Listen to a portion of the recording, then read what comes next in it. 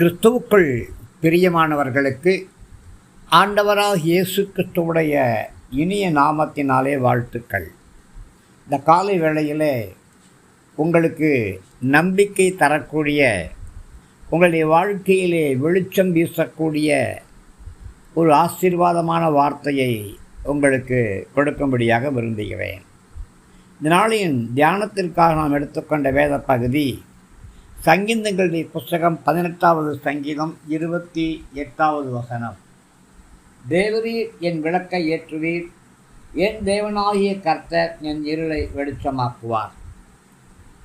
பிரியமானவர்களே, நம்முடைய வாழ்க்கையின் எல்லா கிரியைகளுக்கும் நமக்கு ஒரு வெளிச்சம் தேவை.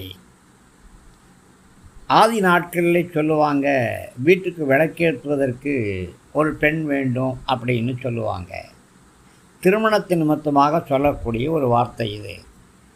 பிரியமானவர்களே, உங்களுடைய வாழ்க்கையில் நீங்கள் செய்ய வேண்டிய எல்லா நற்கிரியைகளுக்கும் கண்டிப்பாக ஒரு வெளிச்சம் இருக்கணும். அந்த வெளிச்சம்தான் உங்களுக்கு நல்ல வாய்ப்புகளை உருவாக்கி தரும். அந்த வெளிச்சத்தில் நீங்கள் ஒரு பொழுதும் இடறி விடமாட்டீங்க. அந்த வெளிச்சம் கர்த்தர் உங்களுடைய வாழ்க்கையிலே ஏற்றக்கூடிய விளக்காக இருக்கும். கர்த்தரே உங்களுடைய வாழ்க்கையை வெளிச்சமாய் மாற்றுவார்.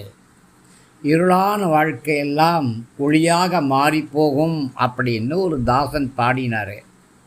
உலகத்தில் எந்த மனுஷனையும் பிரகாசிப்பிக்கிற ஒளியே மெய்யான ஒளி அப்படின்னு வேதம் சொல்லுது. ஆண்டவராகிய கர்த்தருக்கு மெய்யொளி அப்படின்னு ஒரு பேர் உண்டு. உண்மையான வெளிச்சத்தை, உண்மையான ஆசீர்வாதங்களை, உண்மையான சந்தோஷத்தை, உண்மையான சமாதானத்தை உங்களுடைய வாழ்க்கையிலே இயேசு கொடுப்பார். அதற்கு அவருடைய வெளிச்சம் உங்களுடைய வாழ்க்கைக்கு தேவை. நான் உலகத்தில் இருக்கும் பொழுது உலகத்திற்கு ஒளியாக இருக்கிறேன் அப்படின்னு ஆண்டவராகிய கர்த்தர் சொல்லியிருக்கிறாரு. என்னை யாரெல்லாம் பின்பற்றி வராங்களோ அவங்க இருளில் நடக்காமல் வெளிச்சத்தில் நடக்கிறாங்க அப்படின்னு சொல்லப்பட்டிருக்கு. உங்கள் வாழ்க்கையில் ஆண்டவராகிய கர்த்தர் விளக்கேற்றி வெளிச்சத்தை தரும் பொழுது நீங்கள் இருட்டில் நடக்க மாட்டீங்க, வெளிச்சத்தில் நடப்பீங்க. அதன் நிமித்தமாக உங்களுடைய கால்கள் இடராது. நீங்கள் அநேக ஆயிரங்களுக்கு இல்லை அநேக லட்சங்களுக்கு நீங்கள் வெளிச்சமாக மாறி போவீங்க.